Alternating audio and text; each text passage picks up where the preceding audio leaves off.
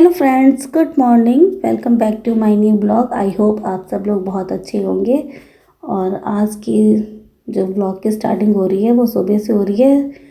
तो हमारे यहाँ काम वाली आ चुकी है और काम करना भी शुरू कर दिया है उसने। काम वाली से मतलब है मैं खुद को काम वाली कह रही हूँ।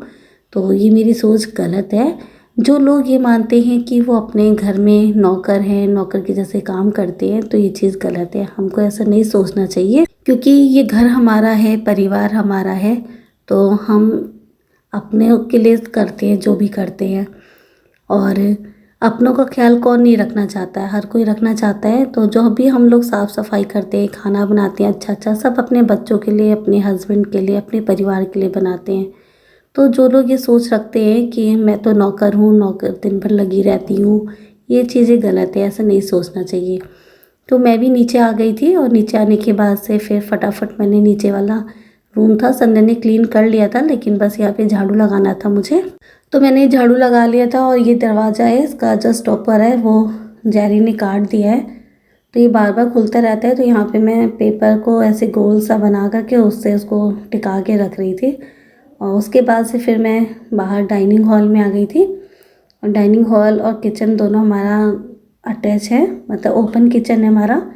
तो डाइनिंग हॉल से पहले मैं किचन में जाती हूँ, किचन से झाड़ू लगाते हुए फिर मैं आती हूँ बाहर की साइड में। और फिर मैं यहाँ पे डाइनिंग हॉल में डाइनिंग टेबल हटा करके साफ़ करती हूँ। तो डाइनिंग टेबल अभी हमारा नया है, जैसे कि आप लोगों ने देखा होगा। मैंने पहले आपके साथ में शेयर किया था जिस दिन हमारा डाइनिंग टेबल आया था। तो इसको मैं रोज़ हटा के नहीं करती क्योंकि इसकी जो चेयर है बहुत हैवी है। और अभी मैंने कल इसको पूरा हटा करके साफ़ किया था, इसलिए आज मैं इसको बस हल्का हल्का से बाहर की साइड में और झाड़ू जहाँ तक जाएगी वहाँ तक साफ़ कर लूँगी। और रोज़ इसको मैं नहीं हटा पाऊँगी क्योंकि काफ़ी हैवी है। और इसको साफ़ करने के बाद से फिर मैं ड्राइंग रूम में चली गई थी। तो ड्राइंग रूम में भी सोफ़ा है, उसको भी मैं डेली नहीं हटाती हूँ, हमेशा उठा करके साफ़ कर लेती हूँ क्योंकि डेली खिसकाने से टाइल्स पे ना निशान पड़ गई है, स्क्रैचेस आ गई हैं। तो इसलिए मैं कोशिश करती हूँ कि मैं उठा उठा के साफ़ कर लूँ। और यहाँ पे कालीन बिछा है तो ये कालीन को रोज़ झाड़ना पड़ता है क्योंकि इस पर ना धूल मिट्टी रोज़ आ जाती है। और अभी ठंड है तो इसलिए बिछा के रखती हूँ क्योंकि बच्चे जब यहाँ बैठते हैं तो पैर नीचे रखते हैं तो ठंड लगती है, इसलिए मैं यहाँ पे कालीन बिछा के रखती हूँ। और सोफ़े बिल्कुल साफ़ था, मतलब कि रात को अंशु ने सही किया था तो सब कुछ सही था, बस मुझे झाड़ू लगाना था तो मैंने कालीन हटा के अच्छे से साफ़ कर लिया था। और यहाँ नीचे की सफाई में काफ़ी टाइम लग जाता है क्योंकि फर्नीचर्स हैं यहाँ पे और कोने कोने से साफ़ करना पड़ता है। तो मुझे ऊपर और नीचे दोनों मिला करके झाड़ू लगाने में कम से कम 1 घंटा लग जाता है क्योंकि इसी में पोर्च एरिया, बालकनी सब चीज़ आ जाती है। सभी हाउसवाइफ सुबह उठते ही सबसे पहले जो होता है काम वो यही होता है, झाड़ू लगाने का ही। और मैं सुबह के टाइम में हल्का फुल्का झाड़ू लगा देती हूँ, लेकिन जो डीप क्लीनिंग होती है वो बच्चों के स्कूल जाने के बाद से ही करती हूँ।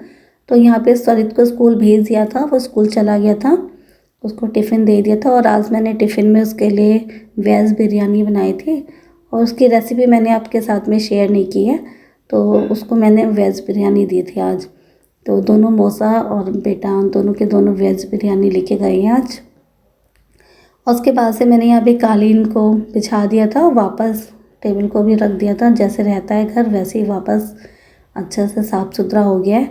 और अब इसके बाद से फिर मैं बाहर चली गई थी पोर्च एरिया में। तो ये देखिए नीचे का एरिया है बिल्कुल क्लीन हो चुका है, अच्छे से क्लीनिंग हो चुकी है सब जगह की।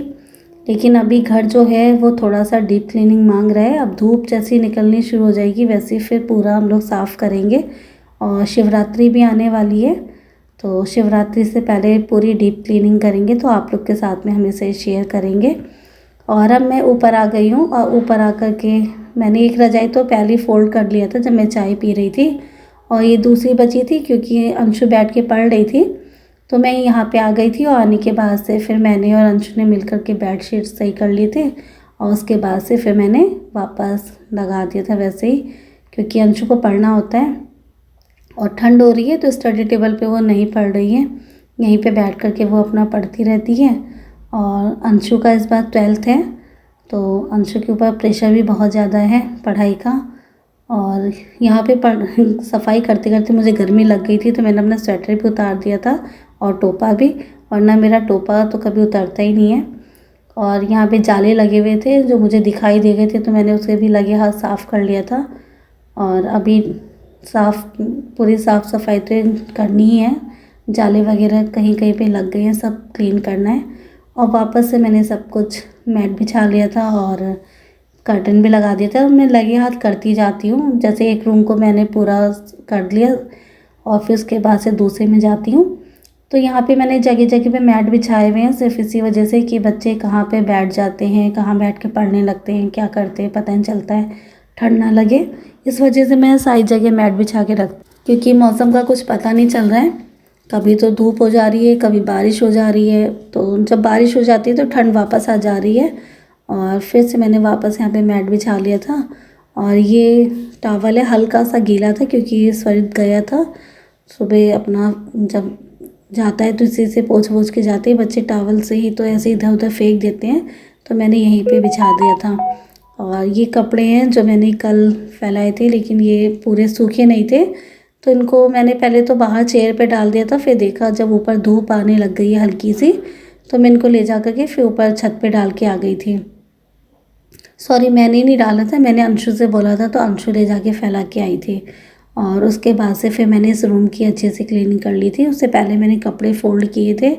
और मेरी आदत है जब मैं कपड़े फ़ोल्ड करती हूँ तो जिसके जो कपड़े हैं उसके कपड़े का अलग एक बनाती जाती हूँ। जैसे कि अंशु के कपड़े हैं एक साइड में रखती जाती है, स्वरित के एक साइड में, अपनी एक साइड में, जिससे कि मुझे इधर उधर से फिर निकालना ना पड़े। और फिर मुझे इजी रहता है, ऐसे उठा कर के ले जाके फिर सबके अलमीरा में रख देती हूँ।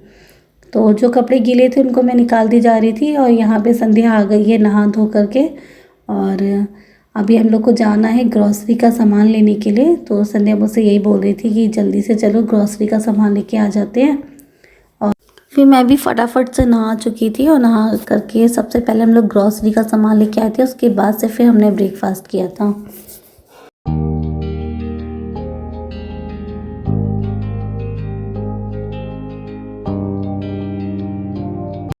और यहाँ पे जेरी आ गया था, अंशु जेरी को गोद में लेके आई थी, तो फटाफट से मैंने सारा काम यहाँ पे ख़त्म कर लिया था। उसके बाद से फिर मैं और संध्या पहले गई थी ग्रॉसरी लेने के लिए, और फिर उसके बाद से हम लोग चले गए थे मीटिंग में। तो मीटिंग से हम लोग काफ़ी लेट आए थे। और आज मैंने एक स्वीट डिश बनाई थी, तो उसके लिए मैंने मैदे में मोइन डाल करके उसको अच्छे से गूंद लिया था, थोड़ा थोड़ा पानी डाल करके। हम जब भी आटा गूंदते हैं तो हमें थोड़ा थोड़ा पानी डाल करके गूंदना चाहिए, उससे आटा आपका अच्छा गूंदता है। और बस मैंने भी यहाँ पे अच्छे से आटे को गूंद लिया था। और उसके बाद से फिर मैंने उसको हाथ से मला था, और एक मोटी सी मैंने रोटी बेली थी। तो और उसको फिर उसके बाद से किनारी उसकी कट करके उसको मैंने शक्करपारे की जैसे कट कर लिया था। तो ये एक तरीके का शक्करपारे ही है, लेकिन उसमें हम लोग की जो चाशनी होती है थोड़ी गाढ़ी बनाई जाती है, जिससे कि उसके ऊपर वाइट वाइट थोड़ा सा आ जाता है चीनी का। और ये जो है ये ऐसे नहीं होती है, इसमें आपको रसगुल्ले की जैसी चाशनी चाहिए होती है, पतले तार की। तो मेरे पास रसगुल्ले की चाशनी रखी थी, तो बस मैंने यहाँ पे उसी का यूज़ किया है। और मैंने उनको ऐसे कट कर लिया था, और कट करने के बाद से इसको धीमी आंच पे मैंने सेका था। और जब धीमी आंच पे बनाते हैं तो ये बहुत अच्छा बनता है, और हमेशा धीमी आंच पे ही बनाना चाहिए। एक बार आपका जब आंच मतलब कि ऑयल जब अच्छे से गर्म हो जाए, फिर जब उसके झाग ख़त्म हो जाते हैं तब इसको डालिए और धीमी धीमी आंच पे बनाइए। अब ये यहाँ पे ब्राउन हो गया था, तब इसके बाद से फिर मैंने इसको चाशनी में डाल दिया था। और इसे कम से कम 1 घंटे के लिए ऐसे ही छोड़ दीजिए, ताकि जो भी चाशनी है वो अंदर तक चली जाए। और इसको जब भी आप खाएंगे ना, तो आपका अगर रसगुल्ले खाने का मन है, आपके घर में रसगुल्ले नहीं हैं, तो आप ऐसे बना के खाइए, बहुत अच्छे लगते, एकदम मुँह में घुल जा रहे थे ये। बहुत अंशु को बहुत पसंद आया, और सबने खाया था इसको। और उनके मौसा जी आए थे शाम को, तब उन्होंने भी खाया था, उनका वैसे भी रसगुल्ले खाने का मन था, तो उनको ये दे दिया था। तो कह रहे थे कि मन मतलब कि जो मांग रहा था खाने के लिए वही हमको मिल गया, तो वो भी बहुत खुश हुए थे। और उसके बाद से फिर मैं शाम के खाने की तैयारी में लग गई थी। ये मसूर की दाल है, साबुत मसूर की दाल, काली वाली जो होती है, तो ये बहुत अच्छी लगती है रोटियों के साथ में। तो आज हमने यही बनाया है और ये संध्या ने बनाया था, मैंने नहीं बनाया है। और बस मैं यहाँ पे आटा गूँध रही हूँ और आटा गूँध करके और उसके बाद मैंने रोटियाँ बना ली थी और मैंने आलू बॉईल करके रख लिए थे कि अगर किसी और को कुछ और खाना होगा तो मैं इसके बना दूँगी। लेकिन इसके साथ में रोटियाँ बहुत अच्छी लगती हैं। और यहाँ पे संध्या आ गई थी शाम का दिया लगाने के लिए, तो संध्या ने दिया लगा लिया था और प्रसाद भी चढ़ा दिया था आज, क्योंकि आज मंगलवार है और वो हर मंगलवार को प्रसाद चढ़ाती है। और यहाँ पे आटा लेके आए थे किराने वाले जो भैया हैं, तो आटा रख के गए थे, तो उसको भी मैंने फटाफट से ड्रम में डाल दिया था। और बहुत सारा आटा है क्योंकि हम लोग एक बार में ही ले आते हैं पूरे महीने के लिए कि बार बार ना जाना पड़े। तो यहाँ पे आटा भी रख दिया मैंने और आटा तो गूँध दिया था, रेस्ट भी कर चुका है आटा। जब तक आटा रेस्ट कर रहा था तब तक मैंने कितने सारे काम कर लिए। तो ये मल्टीटास्क होता है, आप मतलब कि एक काम के साथ साथ कितने सारे काम कर सकते हैं, वो आपके ऊपर डिपेंड करता है। तो फटाफट से मैंने रोटियां बना ली थी। रोटियों में मैंने लगा दिया था देसी घी, क्योंकि बिना देसी घी के रोटियां कुछ समझ में नहीं आती है। और यहाँ पे आज का डिनर है, जो आज की थाली है हमारी, उसमें है साबुत मसूर की दाल, रोटी है, अचार, प्याज। तो आपको ये हमारा खाना कैसा लगा? ये व्लॉग आपको पसंद आया हो तो लाइक कीजिएगा, कमेंट कीजिएगा, चैनल पे नए हैं तो सब्सक्राइब कीजिएगा। मिलते हैं अपने नेक्स्ट व्लॉग में, तब तक के लिए bye bye, take care, love you all.